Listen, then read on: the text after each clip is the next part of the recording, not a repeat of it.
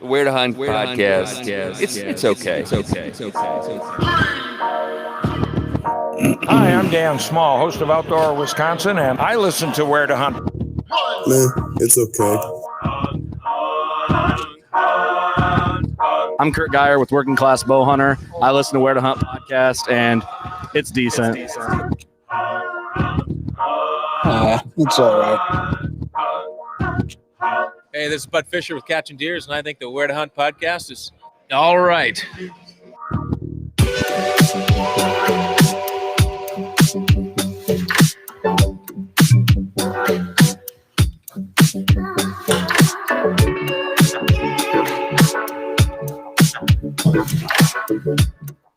Hey, what up, everybody? Welcome to the Where to Hunt podcast, the podcast that connects public land hunting enthusiasts, aka also known as the okayest podcast in the Midwest, coming at you from the Okayest Hunter podcast studio. So go to okayesthunter.com, enter and code W2H podcast for 10% off, and go get their shed shirt. It's a good shirt. Yeah, the shed shirt. Yep. If you're a real shed hunter, you're going to want that one for sure. Shed shirt for sure. Say that 10 times fast. You can do it. And I'll do one of these. Where's this one at? Work, in a tree stand, or simply waking up, it's important to be alert. There's no better way to get there than with Backwoods Grind Coffee. Ground fresh for every order, delivered straight to your door.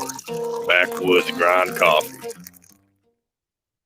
All right. And you're going to want to check out Spartan Forge. They are the sponsors of our live call-in number and our live video chat feature. Spartan Forge is an AI machine learning data-driven platform to help you figure out when deer are moving and how they're moving. And they're adding a F-ton of new features to their platform and launching an application for Google and iOS on the horizon here. So be sure to go to SpartanForge.ai and use our discount code W2H for 20% off. That 20% is still going to work when they do all these new features, but they're going to raise prices to accommodate and cover for all of the money they're throwing at this thing. So if you get in there now, you're going to save yourself some money. You will be grandfathered in after the feature updates. So hurry. Seriously, hurry. But if not, you can get there later too, and you can still save yourself the 20%. And cheers to Drop Time Spirits 12-point bourbon. This stuff is delicious, and they're not letting us go dry here. So Right there. There's their logo. Oh yeah, there's one. Yeah, that's the vodka. Vodka. They do have a vodka, which is corn-based, and they do have a moonshine, which is apple-based. Yep. So, but I just like the bourbon the best because bourbon's best. Okay. You find any sheds? Nothing. Nothing. You've been out though. You were out in that swamp, in that marsh. I wasn't really looking for sheds there. I know better. Very rarely are you going to find a shed in that haystack. But I found some good bedding, and that is way more valuable to me than the horns that are potentially hiding in the bottom of the muck. Okay, so that white gold's brown gold up there. Brown gold out there. dark brown gold. You're confident it's buck bedding, so you're going to drop cams or like this summer or what? That is not a place to drop cams.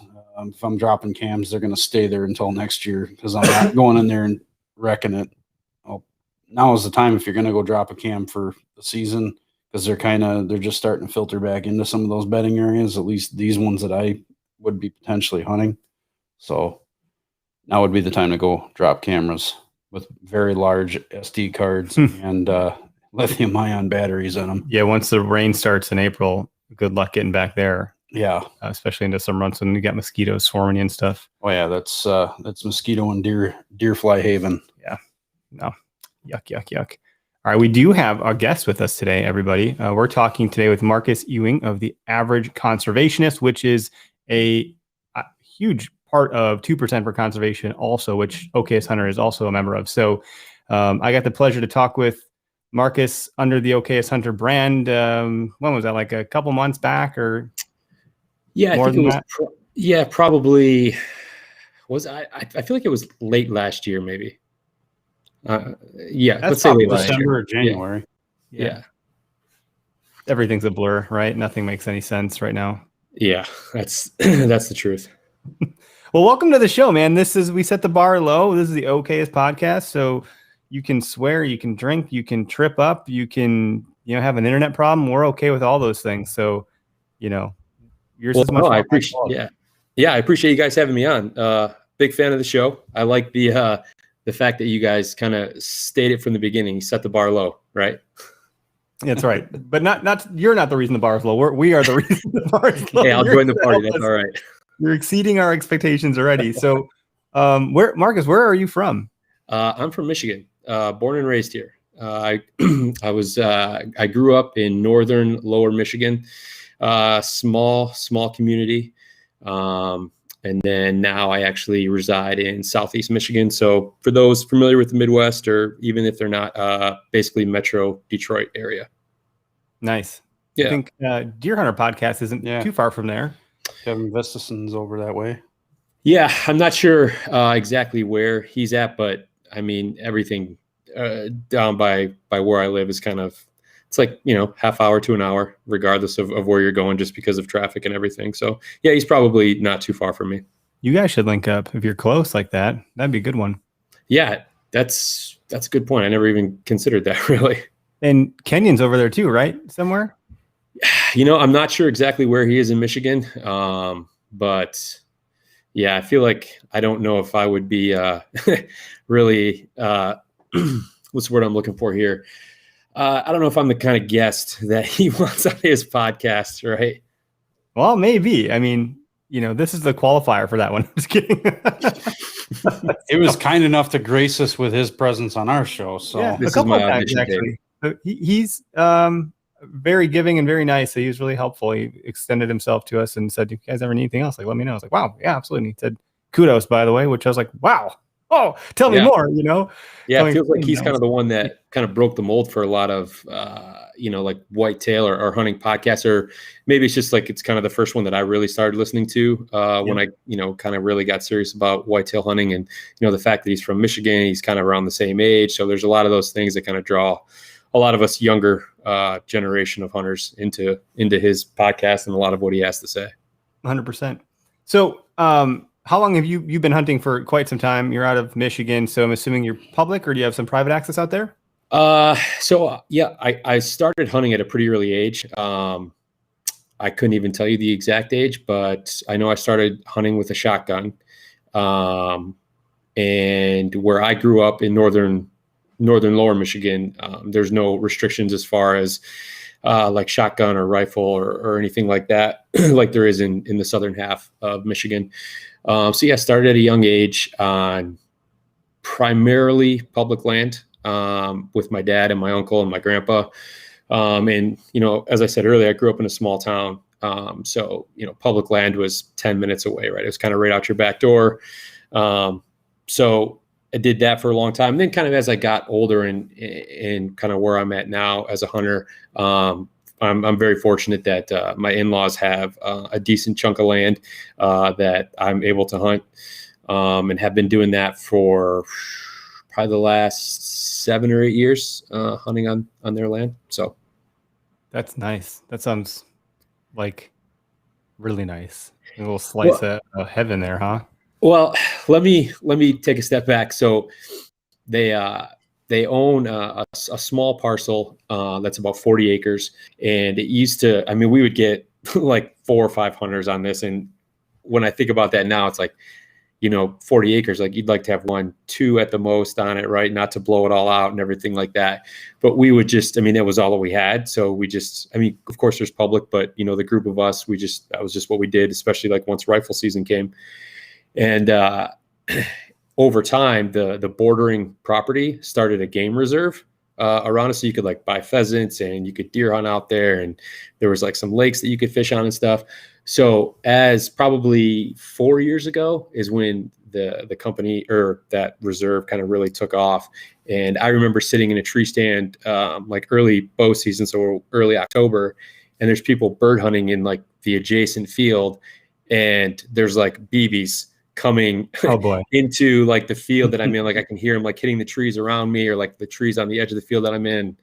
It was kind of at that point where we're like, all right, we need to find something else to do. And so we were able to find another piece of property, a lot bigger, just a lot more suited for what we were looking to do. So we've been on that property for this past season was our second full season on there. So nice. And did you know that information before you married your wife? Were you like, oh, now I'm going to marry you?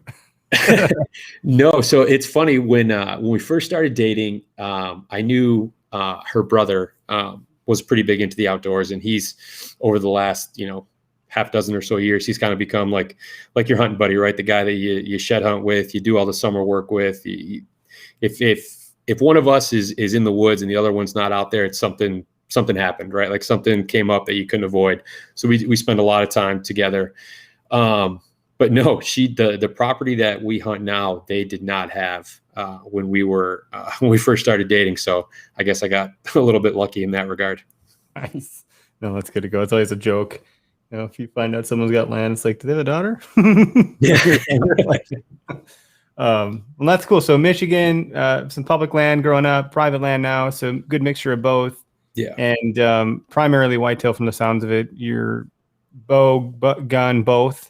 Yep. Yeah. For the longest time, I only really ever gun hunted. And then I was probably shortly after I got out of college, I'd gotten started to get into bow hunting. And even for the first couple of years, like I never really took it that seriously. I never practiced enough.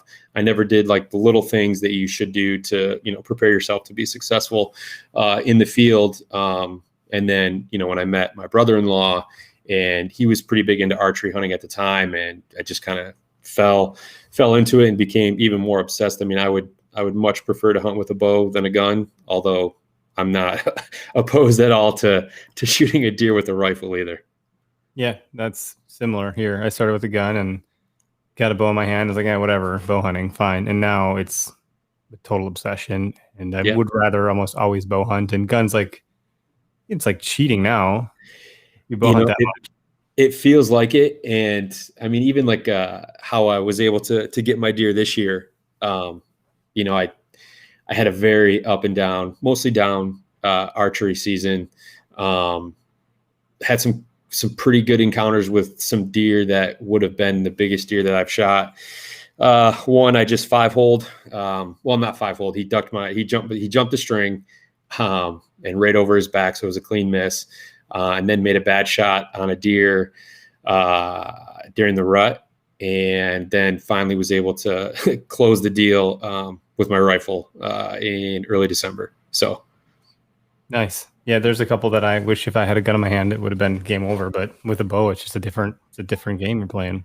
Yeah, and I think that's why I like it so much more. Is it's so much more difficult, right? And I think it just takes a level of patience and preparedness that you don't necessarily need with a gun. I mean, with a gun, obviously you still need to make a good shot and everything like that. But there's a big difference between 80 yards, 100 yards, 150 yards than 15, 20. So, and that's kind of what I like about it. I totally agree. Well, tell us a little bit about what you're doing, with and or on behalf of 2% for Conservation, what that organization is all about and the relationship you have there. And then we'll dive into, your stuff, the Average Conservationist. So I think that'd be a good path. Yeah. So I'm very fortunate that in June of last year, partnered with 2% for Conservation. The Average Conservationist is a 2% certified brand, just like the OKS Hunter. For those listening, Eric, obviously you were on my podcast a few months back, and it's a great way to get the message out there about committee members, people who are involved with 2% from a personal side or from a business side, and let people kind of hear why it is that conservation is so important to them, whether it's personally or from a business standpoint. And when I had talked to Jared Frazier, the executive director at 2%, he just wanted a platform. I mean, 2% is, in terms of conservation organizations, is only, I think, maybe 5 years old. So it's still kind of in the infant stages as far as that goes. So really, trying to spread the message and let people know what 2% is all about, which for those listening, 2% for Conservation is where businesses or individuals are donating 1% of their time and 1% of their income back to conservation, really in kind of any way, shape, or form, as far as the hours go. And the hours, so it's 21 hours a year. So whether you're, a company of, 100 or 10 or 15, or whether you're just one person, it still remains the same. It's 21 hours that you need to give back to, really any type of work in the field of conservation. So yeah, it's a great organization. There's so many great companies that are involved. And when Dan Johnson, the host of the Nine Finger Chronicles podcast, and he's a board member for 2% for Conservation, he was the one that kind of set the wheels in motion for this podcast. I was a guest on his podcast a little over a year ago. And when we got to recording, he said, have you ever considered having or starting a podcast about conservation? And of course I was like, no, like why, why would I want to start a podcast? There's so many podcasts out there, and like, I can't even keep up with all the ones that you want to listen to. There's not enough time in the day. So I'm like, I'm not just going to start a podcast. And he was like, well, think about it. And sometime between then and when 2% came on board, he became a board member for 2% for Conservation. And that's when he had kind of approached Jared and said, hey, what about teaming up with these guys? Like, just the name of his company kind of fits with, 2% for Conservation and what they stand for. And, you guys kind of do a partnership in name, and, they are super generous and help introduce me to people to get on the podcast, whether it's, individuals or it's, some of these companies that you see out there. So yeah, it's been a great relationship, for the last 8 months, I guess, almost 9. Wow, that's fast. I felt like you've been around longer than that. I didn't realize it had only been that much time. Yeah. So the podcast started in June, I think June 6th or 2nd or 1st, somewhere. One of those days. The first week of June was our first episode aired last year. Wow. Okay. That's crazy. Cause I'm thinking back to OK's Hunter, and that started in the e-commerce store, and the new website launched June 1st. Okay. So the brand was around on social media for a few months before that. We got things kind of cooking, but that's crazy. Yeah. You talk to so many folks. Yeah. So this week, so our episodes come out every Thursday. So this week will be episode 42. Yeah, that's a lot in a short amount of time. Are you doing one a week? Yeah, one a week. We try to hit every week.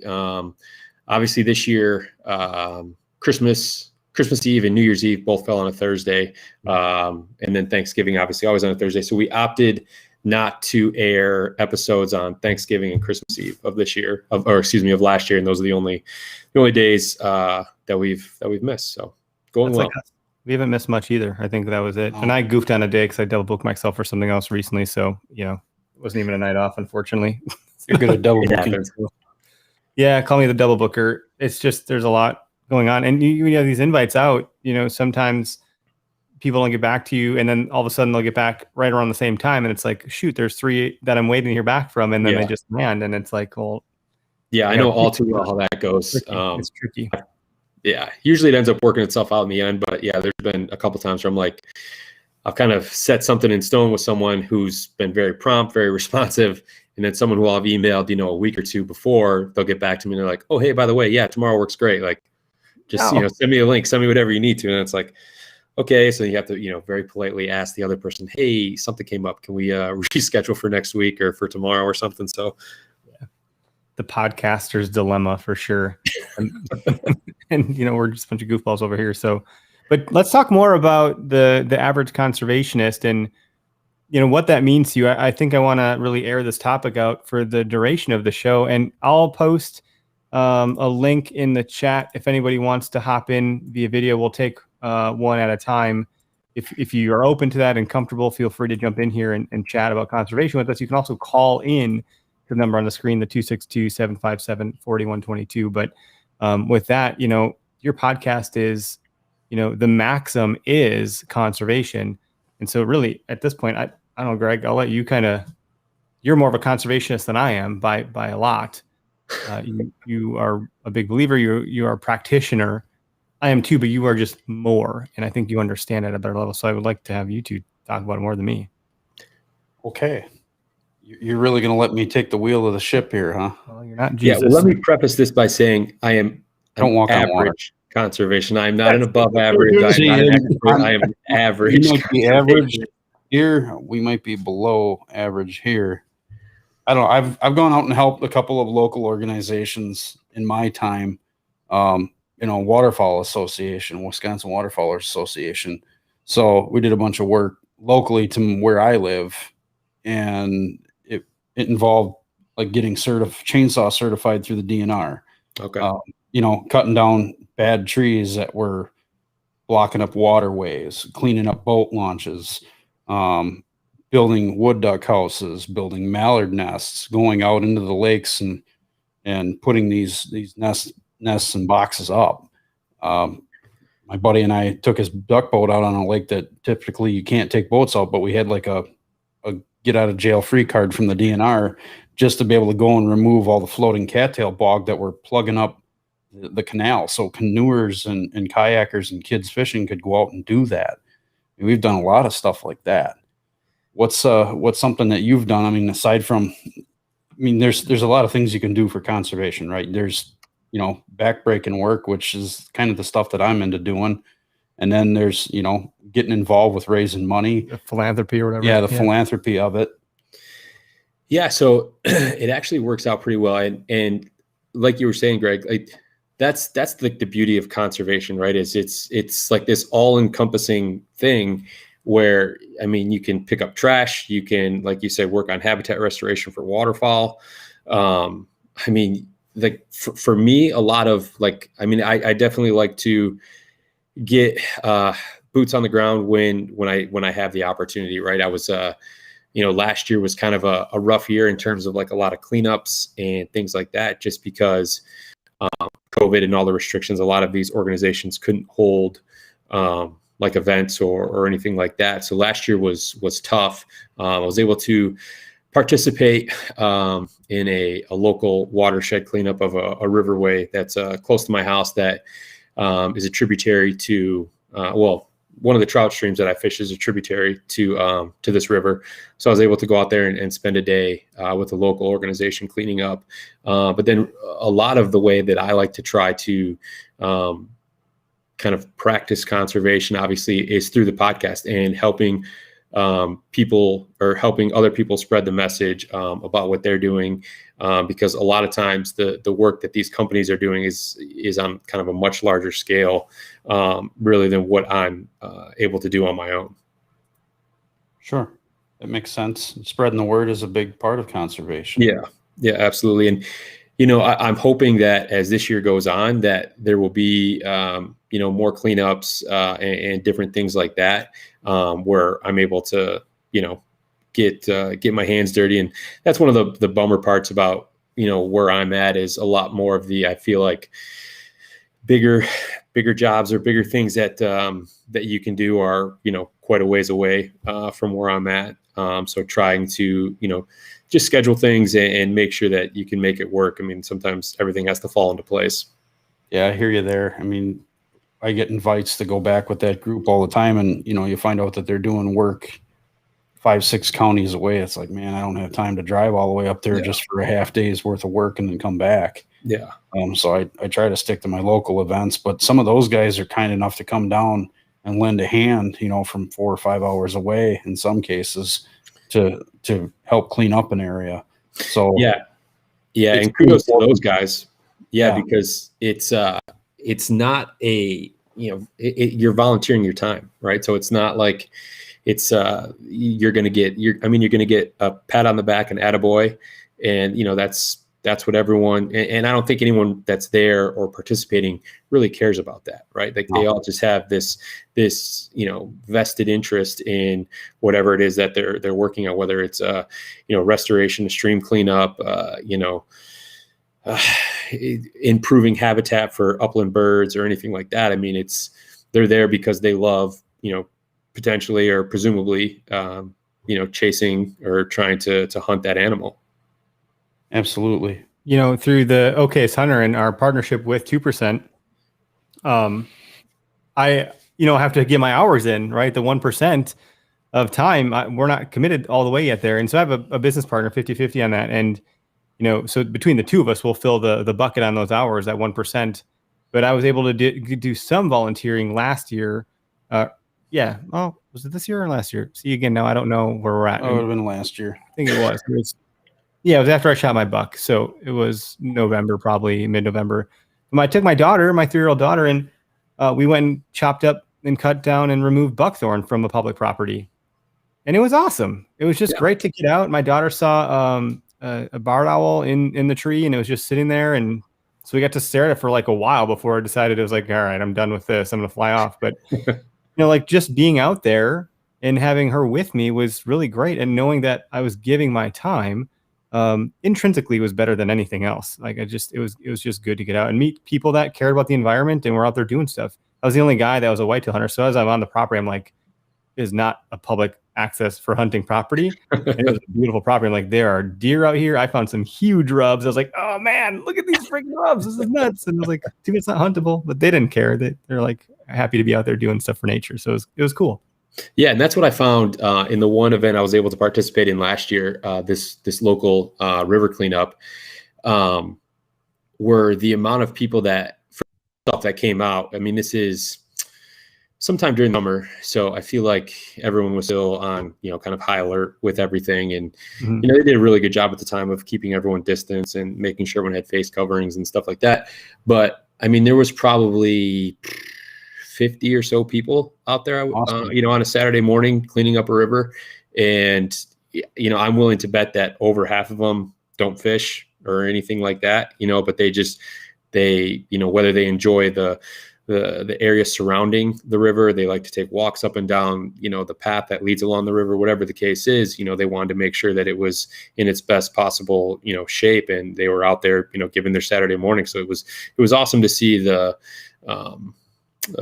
multitude of, I guess, of people, or the diversity of people out there, from, outdoorsmen and outdoorswomen to probably some that maybe they just like watching birds, right? They don't really have an interest in what's in the water, just what's around the water. Sure. Yeah. Well, and like the rest of us, I mean, if they're using that area all the time to watch birds or kayak, canoe, fish, whatever, they get tired of seeing the garbage laying around. Yeah, I know I do. And I'm constantly picking up garbage wherever I go, whether it's old beer cans from 10 years ago or whatever it is. Now's the time, because it's there isn't any green left. So you can see all that garbage and scoop it up pretty quickly. Yeah, and I don't think I've picked up so many cigarette butts in my entire life as I did in the first 2 hours of that cleanup. Yeah, it's unbelievable how people just, that smoke probably don't even consider that littering or anything like that. It's just, and away they go. Yeah, those don't biodegrade as quick as people think they do. Yeah. There's I can't remember this guy's, I think it's Living Lands and Waters or something. This guy, Chad, he is like this renowned dude that's known for cleaning up rivers. And this is like a long time ago, like maybe late 90s, early 2000s. He was just out on some little boat himself, and he'd go out every day and pick up trash. He just finally got sick of it. And he ended up kind of creating like a movement. I think CNN interviewed him, and he was like some goofy, lanky kid. He's like, I'm just out here picking up trash, like, that's like the video watch. And fast forward to today, and he's got several huge barges and a nation full of volunteers that go through and clean up rivers. Wow. And they've cleaned up like metric tons of trash. And it's quite the mission. It's really cool. I believe I got to see him speak at a DNR event. I think it's Living Lands and Waters. Okay. I'm not mistaken, but it was like really cool. Yeah, that's what it is. I recognize the logo. It was really cool to hear his story and hear how much he had done. And it was like, you wouldn't think much of some goofy kid on the Mississippi picking up trash, but enough people seen him doing it, and he stayed consistent with it and just kept trying to get bigger and bigger. And he would take any donations he would get from some bigger companies, and then he would take that money and buy a bigger boat so he could scoop up more trash. And he just lived on the water. He didn't have much to, he didn't have like a lifestyle that needed a lot of supporting. So that was like his thing. It was really cool. I'll share a link in the comments here, but that's why it matters to do this kind of stuff, because one person can make an impact. And your tagline that Greg called out in the beginning or before we were recording was, conservation starts with you. That's like the best example I can think of that shows just how important one person is. Yeah, I mean, it's as simple as tucking your cigarette butt in your pocket rather than chucking it Yep. on the ground, or, carry in, carry out kind of stuff. Yeah, it's amazing what one person and the passion for or the drive for a mission that they have, what they're able to accomplish if they just stick with it, right? I mean, I'm willing to bet that throughout the course of from where he started, on maybe a little fishing boat to these huge barges, there was a lot of shit he had to overcome and everything like that. But if you just stick to it and you know that your kind of mission or your end goal is going to be far greater, and it's going to feel so much better than a rough day or a rough week or a rough month or whatever it is, if you just keep your head down and keep doing the work. And eventually more people are going to see the passion that you have for it. And it's stuff like that is contagious, man. Like people just when people I find see like a small group or an individual that's doing something that's having this kind of profound difference, whether it's in conservation or anything else in life, like people want to be around that, right? Like people are gravitated towards those type of people. And it's amazing, right? Like you said, it's almost like a rags to riches conservation story, from what this guy's been able to do.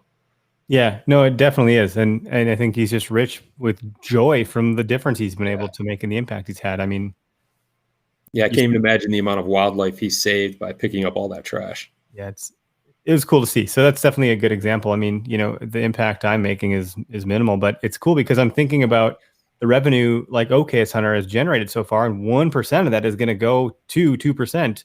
And it's going to go to the organizations that we identified and picked. So we're going to get to write a check to a nonprofit in June or like shortly before that. And how exciting for them. They can use that money to acquire more public lands in like not my backyard, literally, but like, kind of my backyard. So an area that I live and play in is going to have improvement because of something that like I cooked up, right? That was like an idea.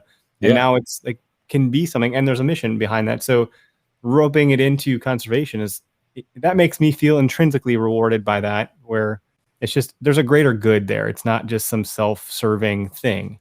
It's bigger than that. Yeah. And it's such a great feeling. Like you said, like to know that you're able to, especially like last year, right? And so many of these conservation organizations were just like crushed with, not having all of these like outdoor shows or fundraisers, banquets, all that stuff that they rely on year after year to bring money in, to go to these projects that they're running, but also to like, for their overhead, because even though they're a nonprofit, I mean, they still have employees and, they have bills to pay. Right. So, to be able to give back whatever it is, the 1%, whatever is huge, man. And it's like when I made my first donation, like it was a really cool feeling, even though I don't know how excited they were. It was a very small donation, but it was something, right? And I was on cloud 9 doing that.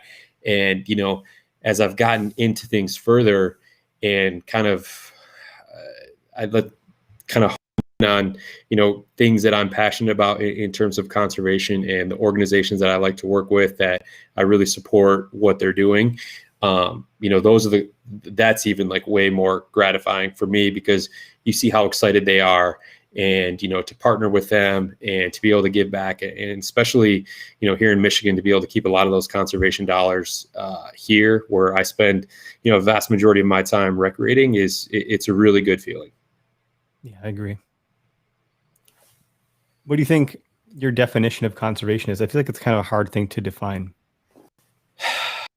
Man, you'd think I'd be prepared with a question like that. You asked me, I was like, shit, I don't know. I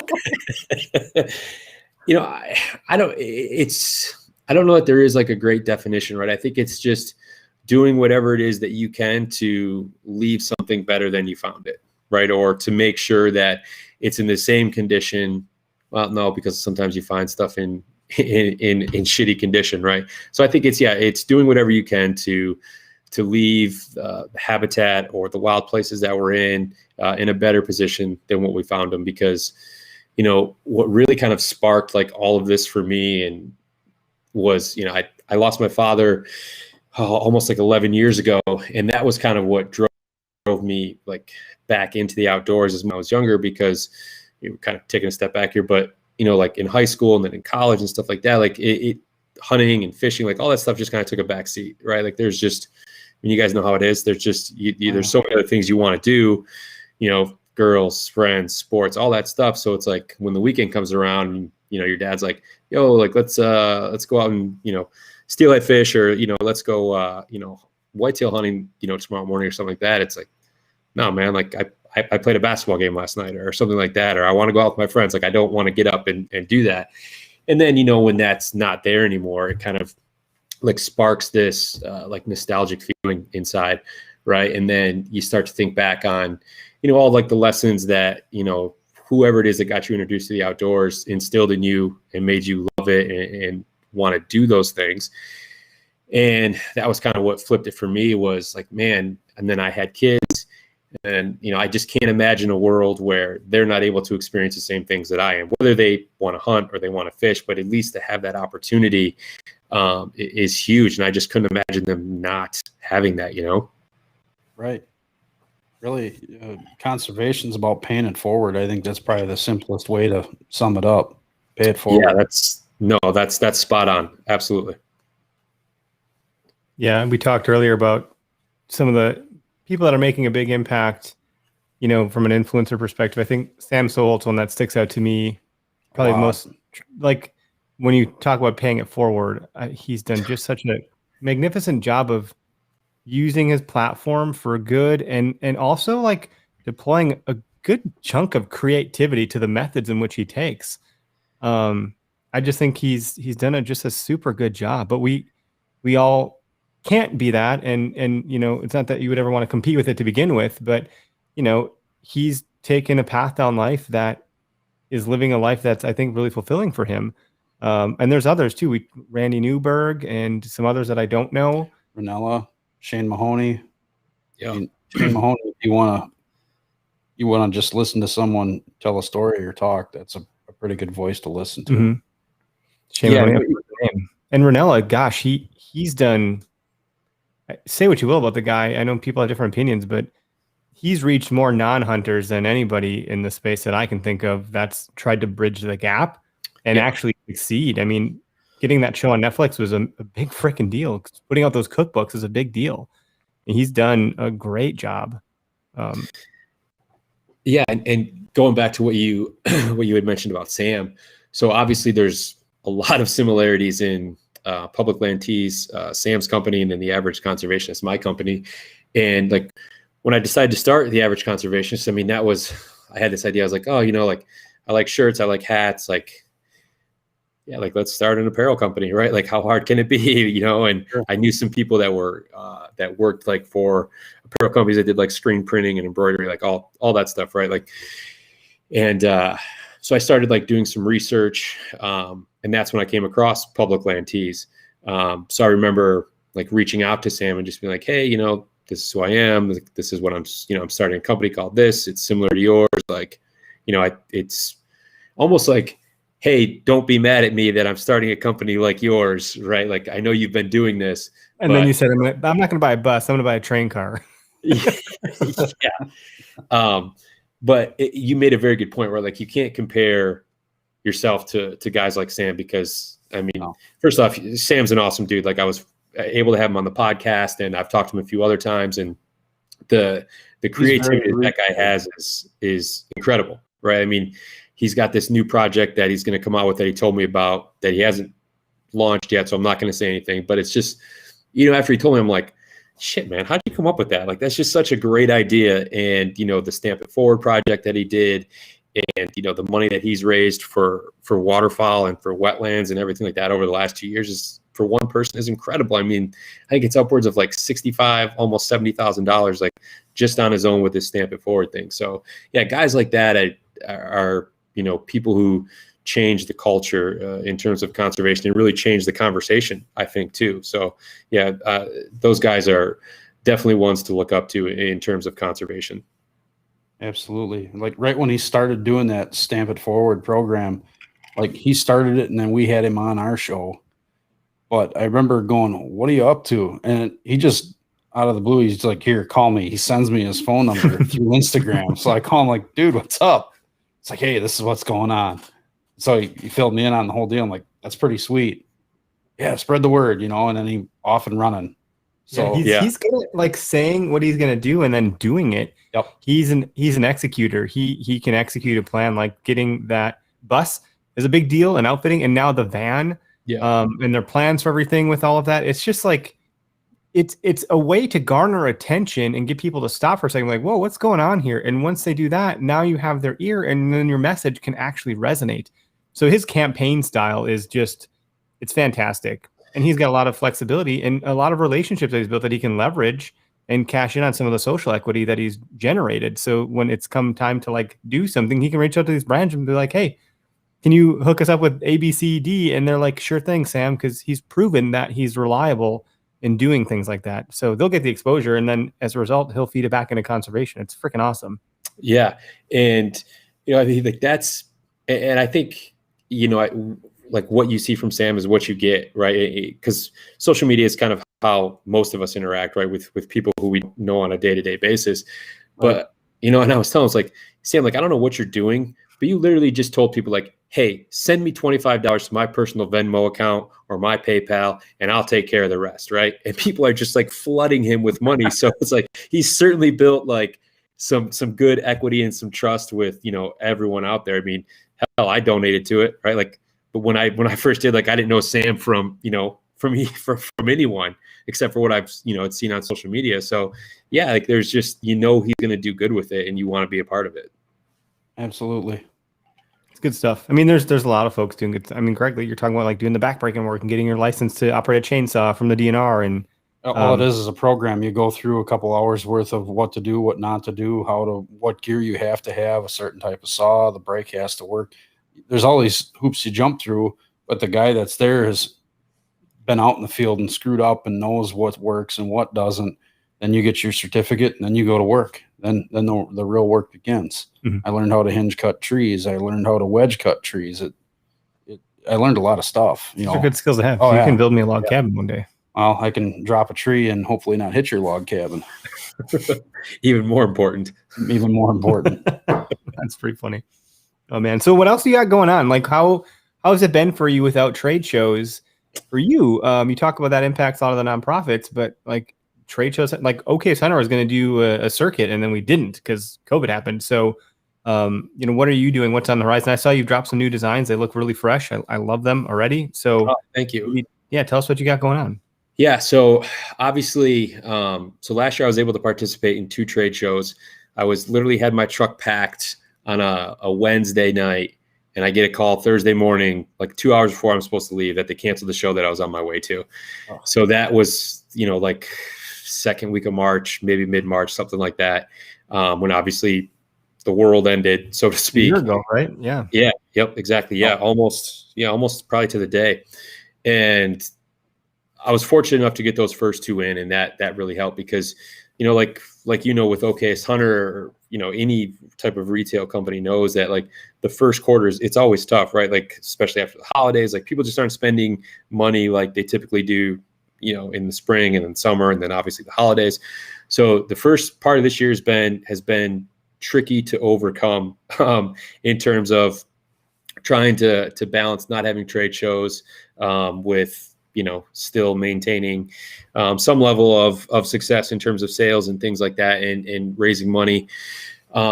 But yeah, like you said, we just had a couple new shirts come out this week. One that I'm pretty excited about is a collaboration we did with the local chapter of the National Deer Association here in Michigan. I donated to the QDMA previously the QDMA last year, and one of the like the local chapter president or chapter chair, I'm not sure, regional director, Josh Hilliard, regional director there. We had met and had lunch and talked about some stuff, and potentially doing like a collaboration this year. So was really excited when we kind of got the ball rolling on that. So that came out, the Mentor Tee. So we wanted to kind of design something that was that spoke to the mission of the National Deer Association, and really kind of what they stand for and what they're trying to really promote with whitetail hunting and habitat improvement and the Mentor, because they have obviously a Field to Fork program, a lot of these great programs to get people involved. So yeah, I'm really excited about that and helping raise some money for NDA here in Michigan. That's great. And so without trade shows, you're obviously, you have an online presence. Have you taken some of the trade show dollars that you would have expended and put that into ad dollars, or what did you do to kind of like stay afloat with everything? Yeah, so I've done that. I've put some into advertising, and then I've put some kind of back into like newer, fresher designs. Like you saw another shirt that came out with what I call the Scout Tee. That one's dope. Thank you. Yeah, I've gotten a lot of good feedback. Like so many people are like messaging me and be like, "Oh man, like the Scout was the first vehicle I had," or "Oh, it's my favorite. If I could have any vehicle, it would be the Scout." Right. So it's cool to see like it's cool to see it kind of hitting a different. Nerve's not the right word, but it's got a different vibe to it than a lot of the other stuff that I've had. There's a lot more color to it. So I'm kind of excited about that one to see where it goes. And then I've got some other ones kind of waiting in the wings at the right time of year to release those and everything. So yeah, I'm excited about what the year has to offer. I'm going to take part in the Total Archery Challenge here in Michigan. Have a booth set up there. So looking forward to that and seeing everyone that, how it is with social media, you exchange messages with people and things like that. So to be able to meet some of these guys face to face will be nice. Yeah, I always liken it to in grade school when you had a pen. Well, I mean, back in my day, at least I'm an '80s kid, so we had pen pals, and at some point you got to meet your pen pal, and it was like, oh man, there you are. It was kind of like in the flesh. I guess we're friends, but like now I know you. It's like it's kind of like this awkward thing. So certain people you end up like really clicking with, and others you're like, oh, good to meet you. It's good to meet you in person. That's kind of it. But there's some folks where it's like, look at me and Greg. We met over the podcast. He was a listener, and here we are, best pals. Talk every day. He's here on Tuesdays with me, and we're doing the show together now. So it's like, yeah, you can make some real friendships doing this stuff. It's pretty cool. Yeah, and that's one of the things I think that I've really enjoyed the most about starting the Average Conservationist podcast is just these cool ass people you get to talk to from all over the country, right? I mean, I haven't been able to like take anyone up on it, but I've a gentleman down in Savannah, Georgia, offered to have me come down and whitetail hunt with him. I've had some people like out west say, "Oh yeah, come out for a mule deer hunt or an elk hunt, or you can come crash with me. We can hunt for 3 or 4 days." Like, there's been a lot of like invitation, like kind of open invitations extended. That's awesome. I mean, my family we just bought a new dog last week that I bought from someone who I had on the podcast, whose company is 2% certified. So it's kind of a small world how that worked out. I drove to northern Pennsylvania, damn near New York, to get this dog. So, oh, congrats, man! What kind of dog? It's a lab, but it's a fox red lab. Yes. Fox-colored Labrador. Those are really beautiful looking animals. I'm a huge, like when I first saw it, because we have a black lab currently, but when I saw that red, I told my wife, I was like, so do you remember this guy I had on the podcast? Well, he's got a couple, red labs that are going to have puppies, and I think I want to get one. Are you going to train them for hunting or anything like that? Yeah, that's the plan. Yep. Check out our friends' podcast, Off Lead Podcast by Gundog Outpost. Okay, yeah, for sure, because I'm going to need all the help I can get with that thing. He's a good trainer. He's actually the co-owner of OKS Hunter. So okay, right on. Yeah, he's training dogs like every day. He's like, really? Yeah, he works on basic obedience to, I don't know, the platforms and the retrieving, and his dog's got like. His dog's got all sorts of crazy degrees. I don't even know the level or depth that dog is certified for. Yeah, when testing with him. Yeah, and growing up, we had a lab that my dad used to do a lot of waterfowl hunting with, and it was, from what I can recall, I mean, I was pretty young at the time, but it was a very dog. Again, what I can remember, the whistles, the hand signals, all that stuff. It was a great dog. I think that's kind of what makes me want to get into waterfowl hunting. I mean, I did it for a short period of time, when I was a kid. And then it's just, there's a lot that goes into it, right? Between the decoys, the dog, Decoys, presumably- dog, boat, it's calling. I mean, you don't need to call a lot. You'll learn that the hard way eventually. But I had a blast with it too. I had a lab also, and he was phenomenal. And I didn't go that in depth with the training. It was like he knew what to do. Gun went up, gun went bang, duck started to fall. He was on it, and and I could tell him to sit and stay in his spot, and he would. And there's some days where he was just so wound up, is like, no, I'm going to get it, even if it's not dead. But he was a good dog for me. It was my first dog I ever duck hunted with, and he pheasant and grouse hunted well too. So.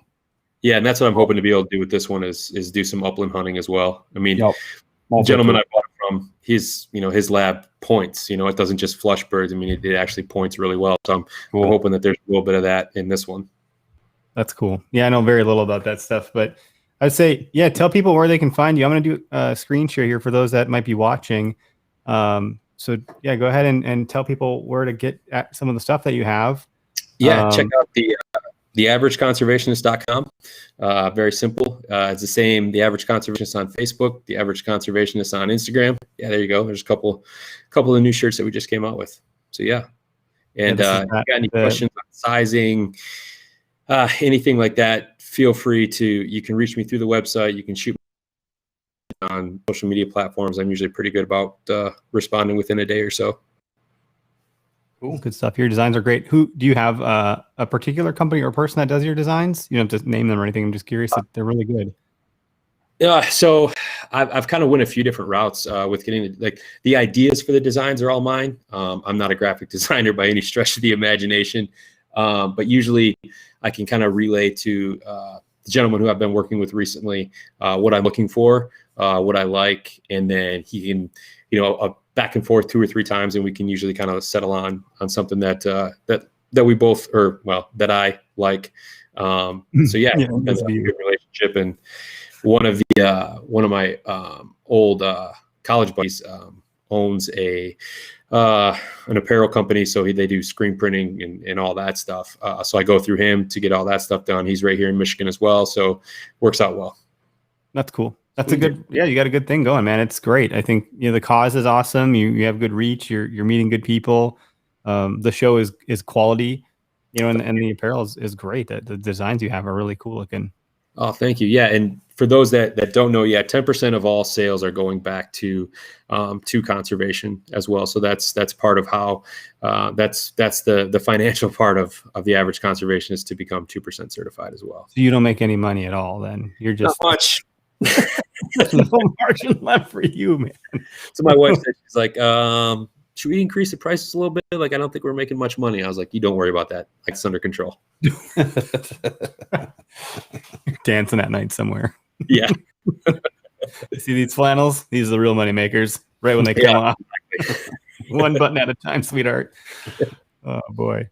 No, that's good stuff. I think, with that, go support conservation in whatever way that you can, whether that's buying products for companies that are giving back, whether you want to, chart a path to become the next Sam Soholt, buy a school bus, start some company that gives back, or go do some labor in the field. Bring your kids with you if you got them, get them into it also if they're willing and able and enjoy it. And there's a lot of ways that you can kind of contribute. Yeah.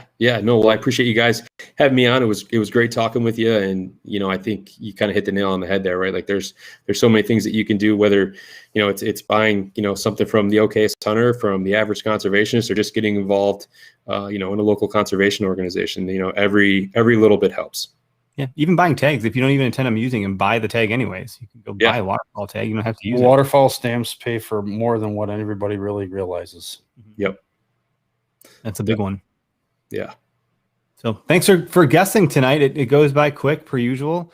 And we're going to go ahead and end the live broadcast, but this will be in podcast land this evening. So thanks, everybody. Thanks for tuning in.